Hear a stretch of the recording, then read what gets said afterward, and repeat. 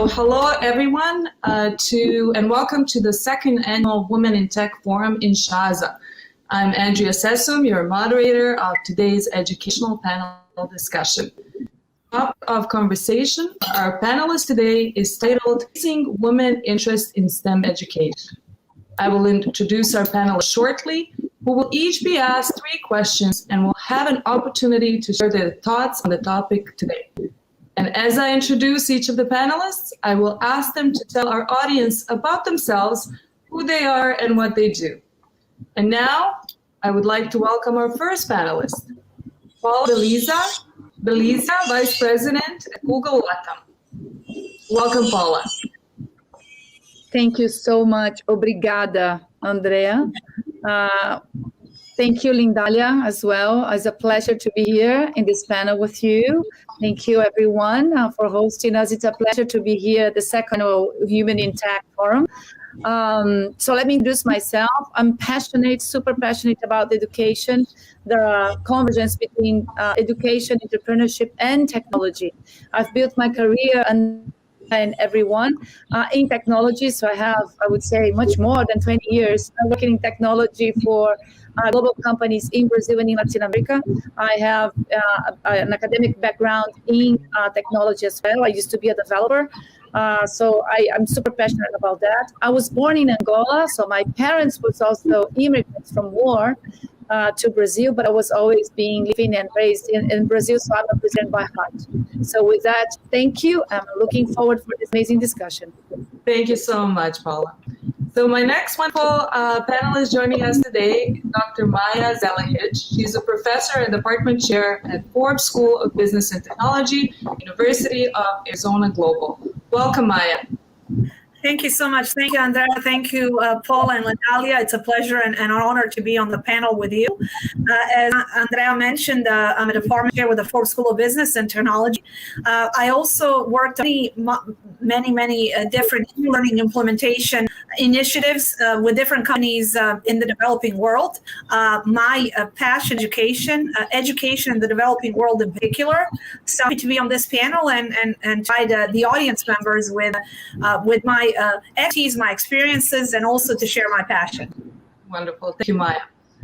And our last but not the least panelist today is Lindalia Junqueira, founder and CEO of Hacking Rio. Welcome, Lindalia. Thank you very much. It's more than a pleasure. It's an opportunity that we can share our experience with other women and girls that need this kind of panel to get inspired, to get engaged in our education in STEM. So I am from Brazil, but my parents from Portugal, like Paula said, they are immigrants from war, and I have a poor childhood, but education transformed my life. So I have this mission, I have this proposal. That's why I made the Hacking Rio, the other hackathon in America. Not only an event, it's a movement to encourage more women and more students to get involved in IT sector.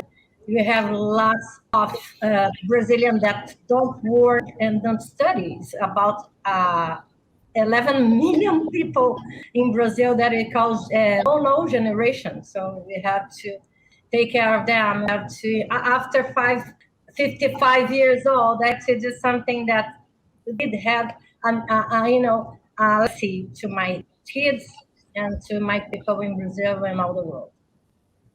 Something that creates an impact, and you're also providing service to others. What a wonderful message, Lindalia. Thank you. So I'm really excited then to now ask our first question to our panelists and to begin this conversation. How do you evaluate, and I will begin with Paula, how do you evaluate the present state of women in STEM education on a global level? And in your opinion, Paula, do women need STEM education to break into today's tech roles, whether it's a startup, entrepreneurship, or a career? Yeah. So I think this is at the core of our discussion, right, Andrea, which means I think that we are not where we should be. I am not completely aware of the statistics at a global level in terms of US and the developed countries. But I can tell you from my experience in the developing countries that we are much behind in terms of where we should be. If I'm not mistaken, the statistics shows that only 11% of the overall STEAM graduates are women, which means that women not necessarily are seen or are encouraged to pursue careers in STEAM. And this is so much needed, not only because it's good for women, right, because they need to be where they want to be, but also because as we enter in a technology world that is going to be led by new innovations like AI, for example, if we don't have the needed diversity to lead with this technology, we have serious risks, right, for humanity. We need all the new looks into that technology so that we don't perpetuate what we humans think of, inclusion today. So I think that's where we should be. We should be at a fair participation of women. We need to encourage girls to see that there is opportunity, there is career opportunity, there is wealth opportunity, there is impact opportunity in choosing careers in tech that can not only change their groups and communities, but also society, right? We can change the course of the economy in the developing world if we have more women going for STEAM careers. So I think this is one of the most important things. And it's start education, right, Andrea? So we need education and that the openness for entrepreneurship. I think that the level of women having enterprises or leading startups is only at the beginning. We are starting to see some of the funds, right, also supporting women, but we cannot take the eye off that ball. I think this is just the beginning of where we should be. Wonderful. Thank you very much, Paula. So I will ask Lindalia if she can share her thoughts on this discussion question. Of course, female students and employers are underrepresented in STEM-related fields. On average, around 30% of the world researchers are women. Especially in Brazil, like this pandemic scenario, we have the Fiocruz, that is a great research institute that's more than all solutions of this COVID vaccine is from women researchers. Less than a third of female students choose to study higher education courses in subjects like math and engineering. I am an engineer, and I used to be the only woman in my class. And this is still statistics in Brazil is still the same. One working still field publish less and often receive less pay. So when I was executive director or when I was a CEO, CEO of Lomar Education, I have half of the payment of other men. So we have to think about it. Science and gender equality are vital to the roles and researching sustainability development goals. So recent years much has been done to help inspire women and girls to study and work in technical fields. When Muhammad Yunus, the Nobel Peace, came to Brazil, he used to create the Bangladesh Bank in India, and he told me that 99% of the entrepreneurs, the women entrepreneurs, is the best entrepreneurs that they have. She really do the results that they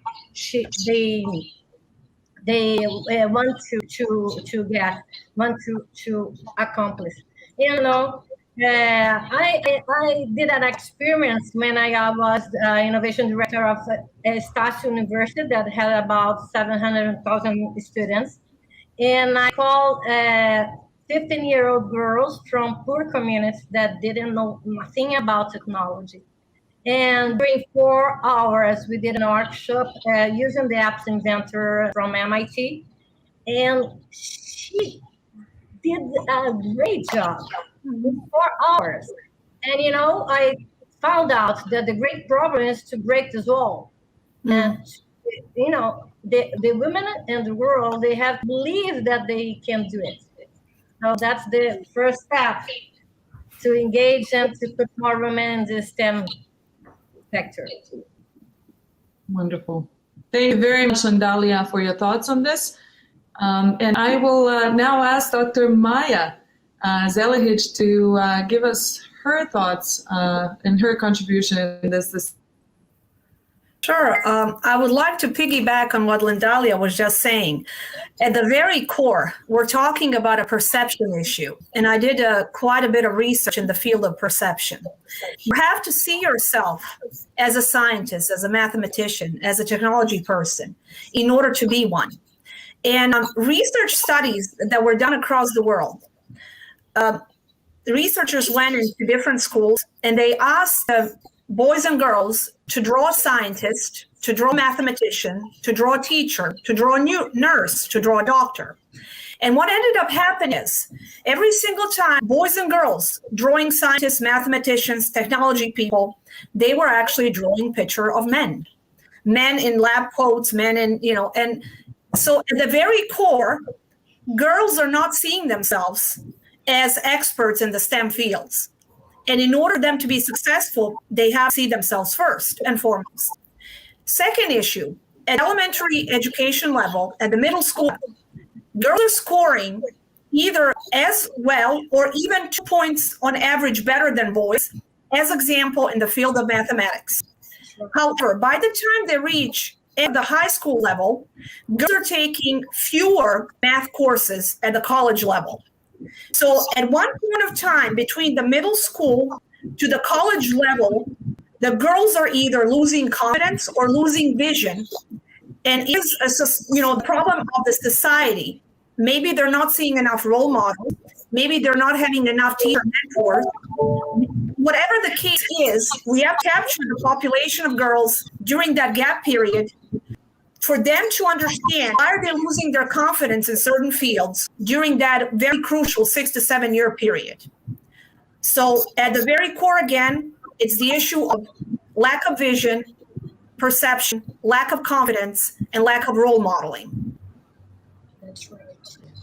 And Maya, if I can just think back on what you're saying, and it's maybe another hypothesis is our educational system, right? Because the way that we raise our children is look at my son, which is very clever, and look at my daughter, who's very, very beautiful, right? So at the core of the way that we raise our children, we need to infuse exactly your points, which I love, Maya, which is how we encourage our girls to take serious careers, including on science, technology, mathematics, and so on. So I just wanted to add because I just agreed so much. Well, absolutely. It's like when I'm an educated woman, as we all are, and I think I was guilty of that as well. When we're buying toys for our kids, we're more likely to buy a tech toy to our boys versus our girls, as opposed to, and luckily for my daughter, she hates dolls, so she never wanted to play with dolls. But I was the one who would buy her something along those lines, because we are trying to, no matter how educated we are, how open-minded we are still fitting ourselves within those narrow boxes of our gender roles that are still quite traditional. And like I said, educated as we are, I was guilty of doing that. Me too. Yeah, absolutely. I heard about a school in the United States called Aiden Up, that the girls start studying tech and entrepreneurship since 8 years. So it's something that we have to practice. We have to change our curriculums in primary school, in middle school, and university. That's right. Great points. And I'm just going to ask then this question because it made me think of the educational system as well. When you think of teachers, you often think of older men in lab coats, especially for STEM education. So does the conversation need to happen within educational institutions as well, where there's more diversity in hiring of the teachers that are teaching STEM programs and courses? Because when you look at a teacher, usual bias is you have an older gentleman that's in a lab coat. You do not have usually a woman. An example of a teacher. So do you think there is a bias in terms of educational system as well, and who is teaching? Yeah, I think so. That's that lack of role modeling that I was referencing. But I think that lack of role modeling is out of necessity. Because if you think about in the last few decades, we were graduating more men in that field. Therefore, you're going to have more male teachers. I was doing extensive work with e-learning implementation and development in the sub-Saharan region. And we're talking about STEM education here, so I don't want to go off topic, but access to any education is a concern in so many parts of the world. So when we were doing the e-learning and development, we were enabling girls to attend school from their villages, from the small cities, because their families could not afford for them to reside in big cities where the big universities were. And I have a real quick story that I would like to share. We were doing e-learning implementation at the University of Zambia, and 6 months afterwards we came and I had a young lady approaching saying that she's very thankful for what we have done. And I've never met the young lady, so I was a little confused. And she said her father wanted her to marry. And her father said, I cannot afford for you to go to the university, so you have to marry. Those are the only two choices she had. One was marriage, the other one was school. And she said because of our learning efforts, she was able to go to school online, and she was able not to marry a man she doesn't like. So I guess going back to the core concept, STEM education is terrific. I want to encourage more girls to go into STEM, but we first have to win the battle of free access of education to the girls in the developing world, any education, and then work through the layers of STEM education versus on the Western Hemisphere. We already won that battle, and now we're talking about higher levels of STEM education. Great point. I deal with lots of hackers, and you are trying to make some peer education, so they can multiply their knowledge.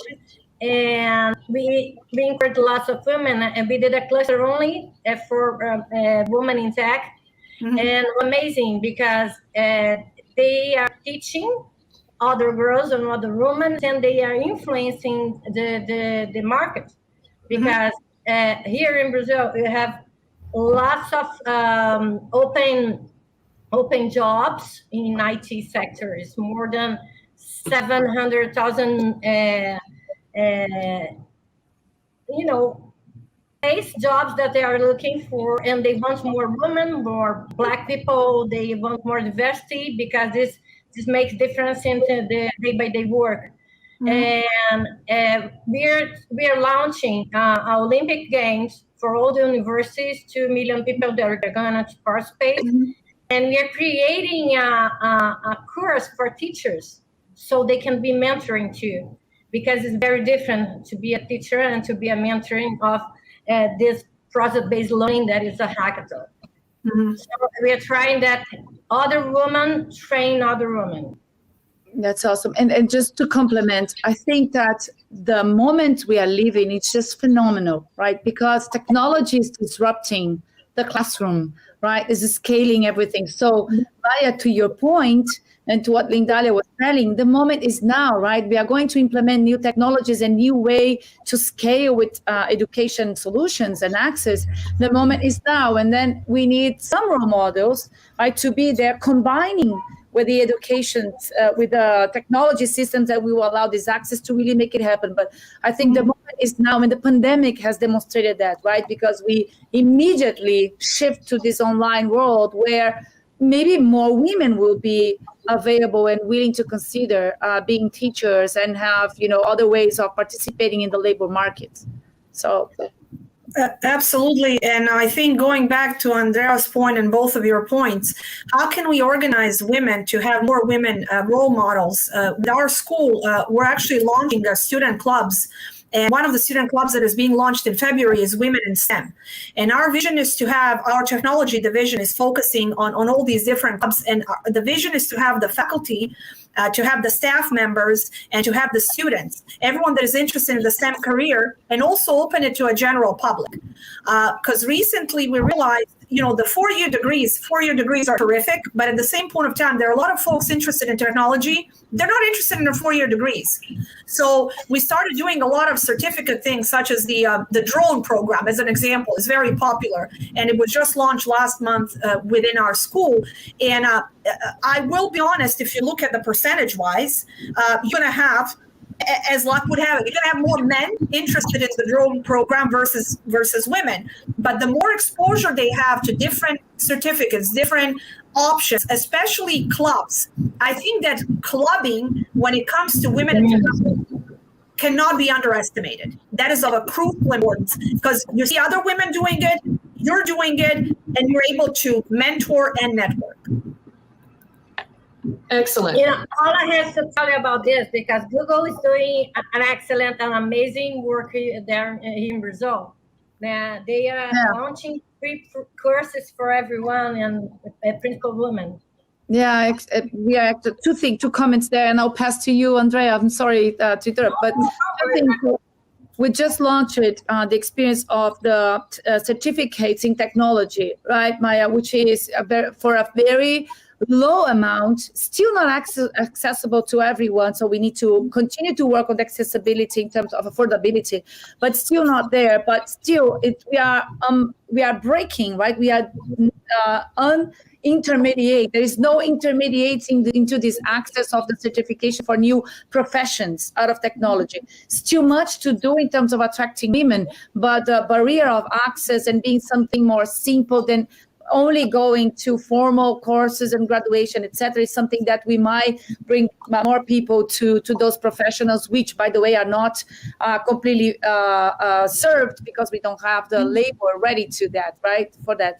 And the second thing is I wanted to mention, we do several gaming, right, to attract women, like game changes for girls, which provide preparation for girls to be able to program for the gaming industry, which is a more, let's say, easier first step to enter in this technology world. So I'm very, very eager into those programs, because, again, more options, more people will see the opportunity.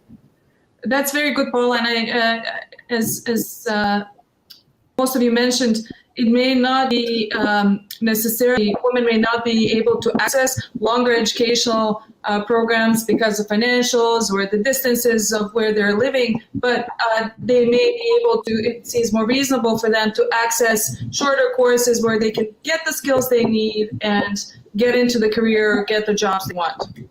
So very good. So I will thank you so much. And now we'll move towards our second question, because we have a lot more things to talk about. And my second question is, and some of you already addressed this, how do we encourage more women and girls to choose education in STEM? So I will start this time with Dr. Maya, please. Well, I think providing them with plenty opportunities to engage. This summer, we're launching with the Ford School of Business and Technology. We're launching a summer immersion program, Girls Who Code. And it is sometimes important to come up with an attractive label for this new generation. So we're hoping that girls who can code, or girls who will learn to code, may attract a lot of ladies that are either at the middle school, high school level to engage. It is very, very important to have access to the industry professionals, to the experts. And back to the points that we were all making during the times of COVID, I think we now have access to more experts than ever before. In the past, it used to be you have to attend XYZ fancy conference in order to engage or maybe network with some of those experts. Now that the play field has, is pretty much flat as far as anyone can log in and attend different conferences and engage with industry experts. Going back to my original point, in the developing world, one of the first steps to have easy access to actual textbooks, in order, relevant textbooks, because if you go to some countries, you have either outdated libraries where children are learning from 2-year-old books. You can learn philosophy or history from a book that is 50 years old. You cannot go with any sort of a meaningful STEM education studying the curriculum from 1985, not to mention 1964. Therefore, step one would be having an access to digital libraries across the world where the girls and boys can have relevant course material, number one. Number two, being able to join different networks like the one that I mentioned where you have different student clubs. Number three, having easy access to some of the certificate programs. And I think as educators, every single school in the Western Hemisphere is almost owing it to communities to provide certain programs, such as the summer immersion program that we were referencing, that with easy access, regardless of one's financial status, and encouraging through the grants, through resources, encouraging female students to enroll in certain programs in order for us to have what we were talking about, teachers, male teachers, in order for us to have more female teachers 10 years down the line. Very good. Very good. Thank you for that, Dr. Maya. And I will ask Lindalia to give us her comments. You know, when I was selected by Singularity University in NASA in 2010, and was the first Brazilian that was selected, it's kind of a dream come true. How come a poor child like me can reach this? And when I have this class with a robotic class with Danbury, that's the best astronaut in this campus. In 4 hours, I had to learn something about robotics and did a project. And after I did my pitch, I realized that that's not the point. Technology is not the point. The point is the computer thinking, how you can solve problems using the technology. So first of all, we have to change the way the people start doing the courses. We have to first break this invisible wall and make them believe that it's possible to learn. And then we have to encourage more women to show up. Usually women work so much and have the family to take care that they don't reference like Paula Belize. She's an example for me because she always shows up and she inspires other women. But we have to encourage more women in tech and other sectors to show up, to have this model for these girls. These girls need to visualize that they can reach this point. So I think that is. That's a great message. So having a family and being able to pursue your dreams in your career is possible. Strong role models, as you mentioned, all of you mentioned before. So I will now continue this conversation with Paula. What are your thoughts on this? Yeah. So Lindalia, thank you. You're always very kind with me. We have been partnering a lot. I would take a complementary approach to Dr. Maya and Lindalia's comments. So there is lots of studies proving that women, we self-sabotage ourselves, right? And we also have the imposter syndrome, right? Which is, I'm not able, I'm not capable. Somebody will find out that I'm not as good. I'm not ready for the new level of my career. I cannot ask for a raise, so on and so forth. So this is also because of this, hard to balance aspects of a women's life, which is family, work, career, etc. And women cannot be ambitious as well, right? If we want to have a career, is because we have a unbalanced ambitions. So what I want to mention is, from the psychological point of view, we need to show our girls that it's absolutely possible, just as you just mentioned, Maya, which is I don't want to choose between having to marry to study, right? That's right. The more stories we have out there to show up that it's possible, the best, and then we need to do our job in terms of standing for those women. This is one thing. The other thing is, there is also studies that women at the middle point of their careers, they give up, right? Because they don't want to raise to more senior levels in their careers, and that has also to do with their family choices, etc. So what I believe we need to do is we need to mentor and coach those women so that they understand that it's possible, again, to balance the approach between other paths of lives and having a career. So But only recently we are organizing ourselves among women to do this mentoring rings, right? As I think was mentioning here before. So I think we need to show up to really support people and women in those moments of their careers where we know that the self-sabotage and the syndrome of the imposter is going to come up. And then we need to help pass that bridge, because then it's only about, building their own career and building self-confidence and having, a much more balanced approach toward career. I would like to add something to it. As I was doing research on perception, the way women perceive things is completely different from the way men perceive things. Women tend to over-explain, and that ties to Paula's concept of imposter syndrome. We feel the need to establish why we are at a particular table. Gentlemen come to that table, they take the seat, and they don't explain. Yet again, that is deeply rooted within our society. We also have to be honest with ourselves as women. Women have to support other women regardless of the field.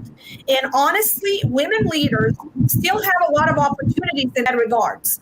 Because a lot of women are still having the attitude of, I walked barefoot through snow, so I'm not going to share what I've learned as I was walking barefoot through snow with other women. As opposed to saying, I worked so hard to get where other men are. Let me help some of the younger girls catch up so they don't have as difficult a path. We can learn so much in life without having to struggle nonstop. That is not just a STEM issue. This is the issue where we do a lot of gender studies where the women leaders, for whatever reason, have that opportunity of being more supportive towards other women. I don't know what that is. Is it an insecurity? Is it that imposter syndrome? I have to prove myself. In order to prove myself worthy, I have to be better than others. But helping others, mentoring others, doesn't make you less worthy. It makes you better. So thank you, Paul, for mentioning that. That just kind of reminded me of that concept. That's right. Absolutely. I'm 33 years married, and I have to quit my career lots of times. In spite of my husband, it's a great, a great friend and share with me all this working family, but sometimes I need to quit. And that's something that it's usually in pandemic scenario, that everybody's working. It's not working from home. They are working in home. They have to do all the stuff. And lots of women call me to ask me to help them, because they couldn't do lots of things at the same time and then still keep the performance in the work and get stressed. And we have to balance. And I watch a Netflix series called Borgen. Mm-hmm. And that's amazing. It inspired me a lot, because he's the first prime minister in Denmark. Mm-hmm. And she had to lead with all these things. And lots of lessons I learned with them. I would like to share something real quick, if I may. At the Forbes Women's Summit 2 years ago or 3 years ago, please don't quote me. It might have been 3 years ago. All these years are now mixed up in my head. The CEO of, at the time, the CEO of Pepsi, an Indian-born, quite inspirational woman, was talking about how at one point of time she's managing thousands and thousands of employees. She gets home and her husband cannot find his shirt or his tie. And she said she's having this conference call. She's having all these high-ranking professionals, but she said, I have to find that shirt, because otherwise he's not going to get off my back.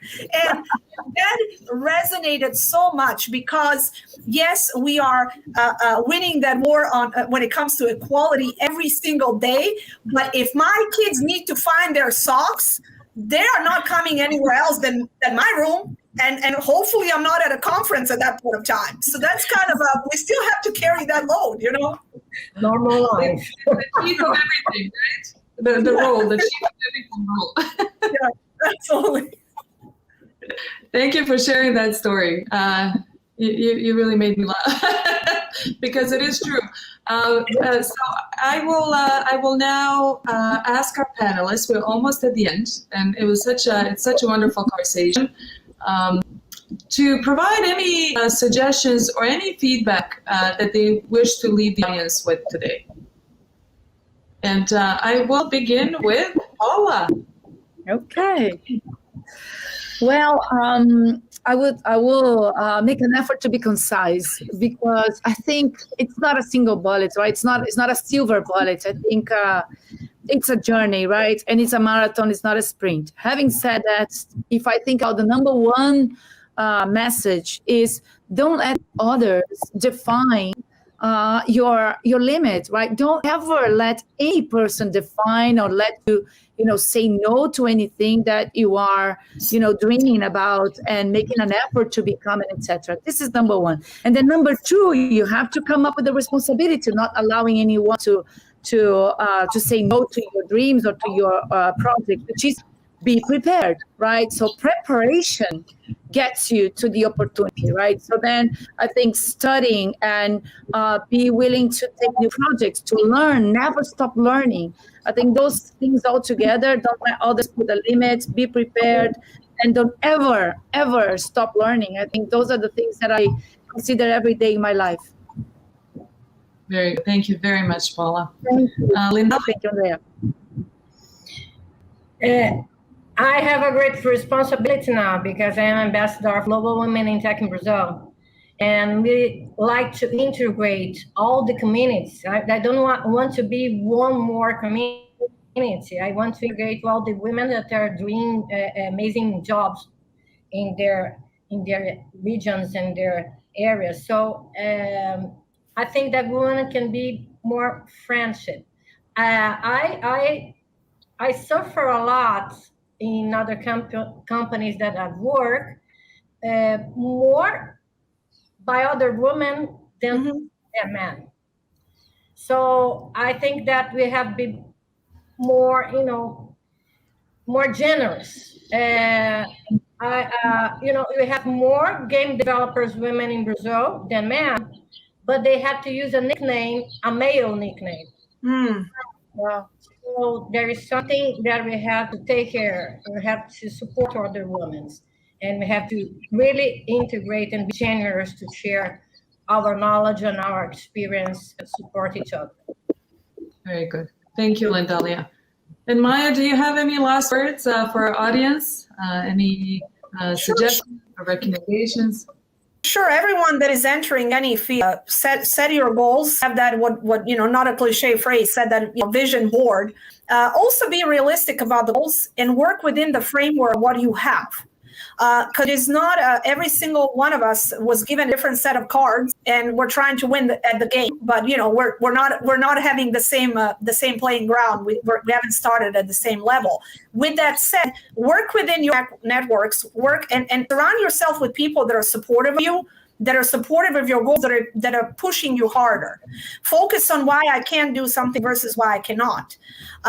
Join a club, join an organization, pursue one or two certificates in the field that you've never entered before, because you don't know if you like something if you don't try.